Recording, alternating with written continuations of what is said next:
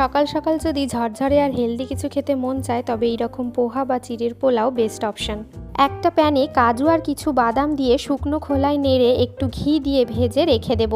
তারপর অন্য একটা কড়াইতে তেল, শুকনো লঙ্কা, কালো সর্ষে ফোড়নে দিয়ে কেটে রাখা কিছু সবজি আলু, গাজর, ক্যাপসিকাম, কাঁচা লঙ্কা দিয়ে ভালো করে নেড়ে নেব।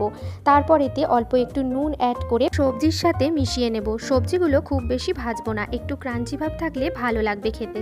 5 মিনিট ঢাকা দিয়ে রান্না করে নেব। তারপর ঢাকা খুলে হলুদ গুঁড়ো, লঙ্কা গুঁড়ো, অল্প জিরে গুঁড়ো দিয়ে আবারও সবকিছু ভালোভাবে মিশিয়ে নেব। দেব অল্প চিনি আর তারপর ধুয়ে রাখা জিরেগুলো দিয়ে সবকিছু ভালোভাবে মিশিয়ে নেব।